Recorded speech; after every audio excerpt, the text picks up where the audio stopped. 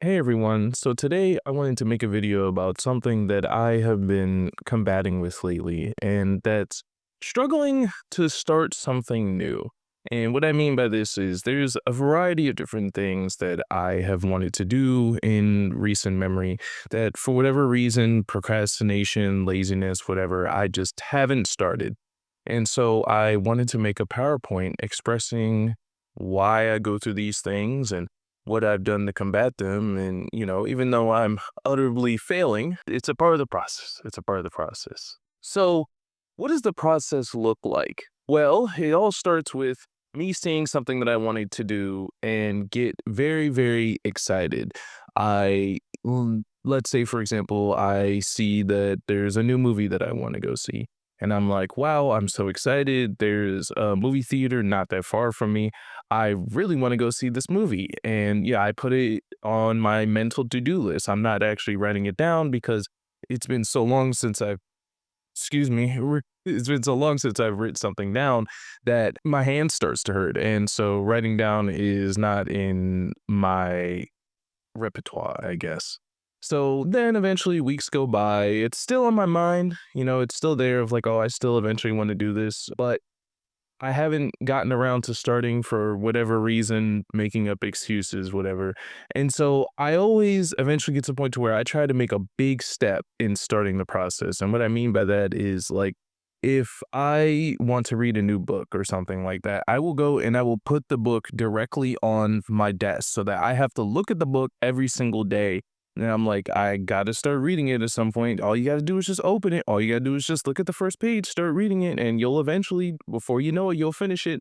But uh it doesn't eventually work out. It still just lays there and collects dust, and I eventually just start feeling bad about myself for being a stupid lazy bitch all the time who can't do something as simple as read a book. So yeah, it's frustrating. And so here's some of the things I wanted to do. Um, I'm not gonna read the first one, not because I can't say the word nigga, but because it's just anyone who knows about the series knows that it is very interesting to say the least. I've also wanted to finish JoJo's Bizarre Adventure. I'm like in the middle of Stardust Crusaders, but for whatever reason, I just haven't gotten around to finishing it. It's really good. Yeah, I've enjoyed what I've watched, but I just, it just becomes one of those things that you just keep procrastinating. 1984, that's actually the example I used in the earlier slide. 1984 is a book that I've been wanting to read, and it's literally, even currently right now, sitting on my desk, but for whatever reason, I just haven't gotten around to starting it. And lastly, finishing Baldur's Gate 3. I know there's a lot of people who are probably like disgusted and foaming at the mouth at the idea that I started a game like Baldur's Gate 3 and somehow haven't gotten around to finishing it. But, I think you'd be more saddened to know that the reason why I haven't gotten around to finish it is because I've been playing Overwatch a lot lately. So I'll expect some roasting.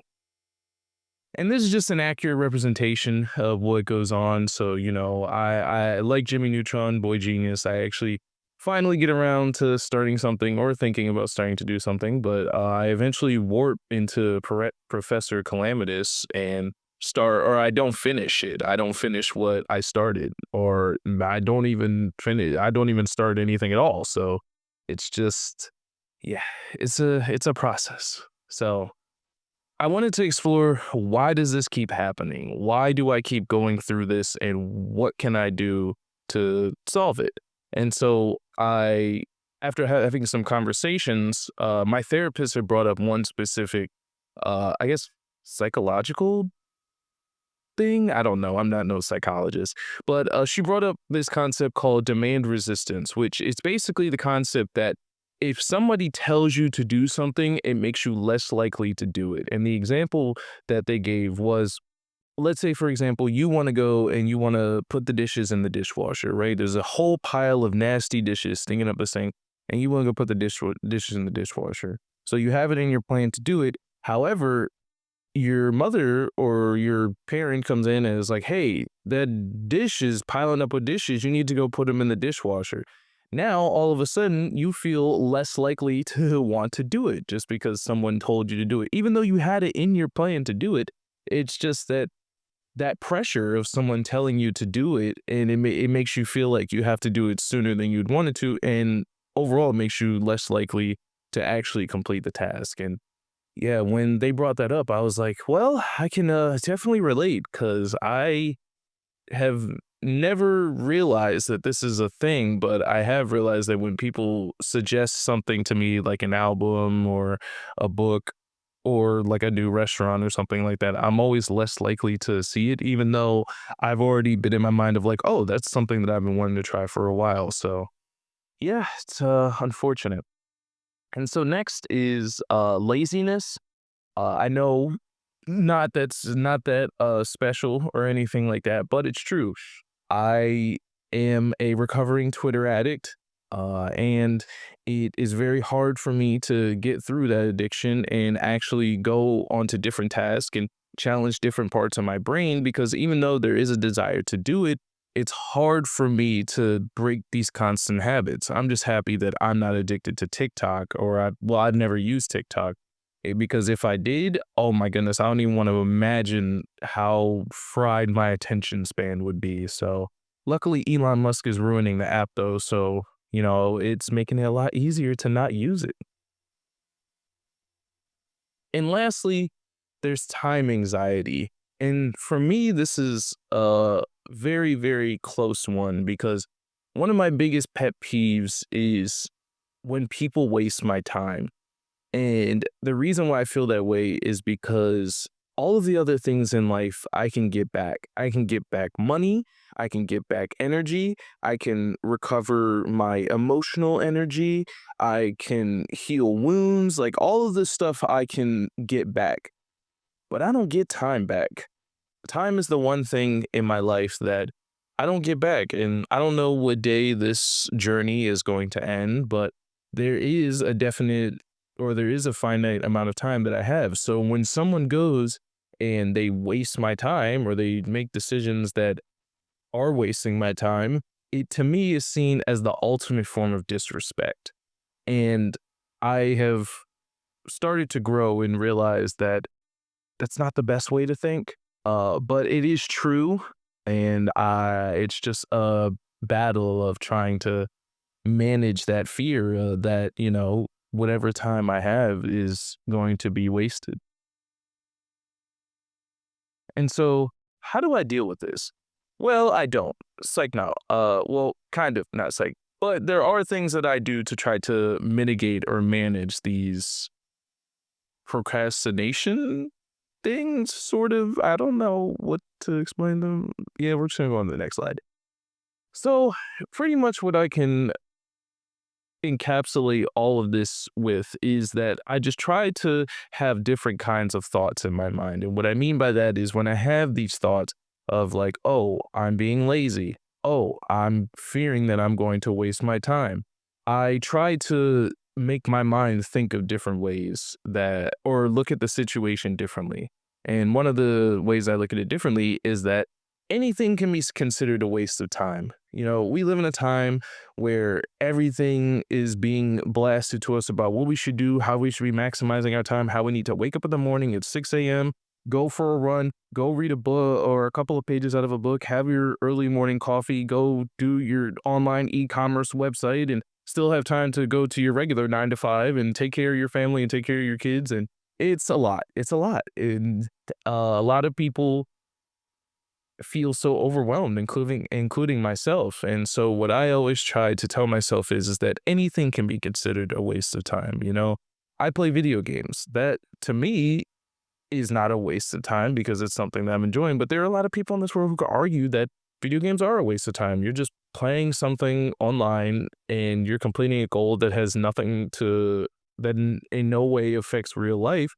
And that time could be spent going and making money and having a more successful career. But going off of that, even using that time to make money and have a successful career can be seen as a waste of time because there are a lot of people who could argue that money isn't everything and that if you spend all of your time worried about trying to be successful, then you're going to miss what's happening right in front of you. You're going to miss having those moments. And, when you eventually look back on your life, you're gonna be like, "Wow, I spent all my time trying to make this money, and I never really truly enjoyed my life." So, it's just a whole thing. It's a whole thing, and it's all really up to interpretation. So I just try to remind myself that I'm never really wasting time. And if I'm gonna waste time, at least waste time on the things that I care about. Creating idea of what something will be is unreasonable. And what I mean by that is I have a very, very bad habit of seeing something and predicting what I think it's going to be. I am a very, very forward thinker. I always think about how what I'm doing now is going to help my future self get into a better position and help my future self get into a place where he will be more happy. Now, that can be great in areas like business where it's a lot easier to predict those things and have more of a problem-solving mindset, but real life isn't like that, you know?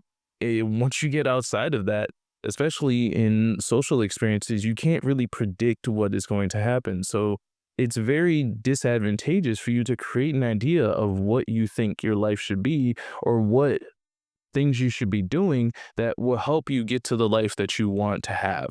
It's just not a good thing to do. You're just going to send yourself down a very, very dark rabbit hole. I can speak from experience. And speaking about experience, life is all about experiences, good and bad.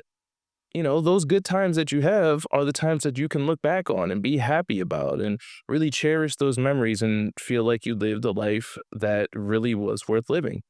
But also, inversely, the bad experiences of life can also be good too, because you can learn something from bad experiences. I'm sure that most people can look back on the bad things that have happened in their life and be like, well, it sucked, but this experience taught me this about my life. And now I know not to deal with that again. Or now I know that I can help people not go through the same things I went through. Or at the very least, it can just be a funny story to tell. It can be a funny story that you tell your grandkids about how stupid you were back in your 20s or whatever decisions you made. That's what life is about, making stupid decisions and hopefully they'll eventually work out. And lastly, I just really tell myself, no matter how resistant I am to any of the things that I tell myself, there's one thing I always tell myself that always seems to bring me back to reality. What I have been doing hasn't been working for myself. I'm obviously in a place where I am not happy about where I'm at. So maybe I should just shut the fuck up and try something different. Can't really get more blunt than that. So yeah, thanks for watching. This new style of video is a lot better for me. I feel a lot more genuine when I'm talking to you guys, even though I'm just here talking into a mic and spitballing, but it's a lot more fun for me. And also I've really enjoyed using using Canva to make all of these weird PowerPoints and everything. And I'm excited to see what else I can do. So yeah, thanks for watching. I appreciate you all giving your time to watch these videos. And if you have any ideas of any topics or anything you want me to talk about or cover and make shitty slides about, please let me know in the comments. And yeah, that's pretty much it. See you.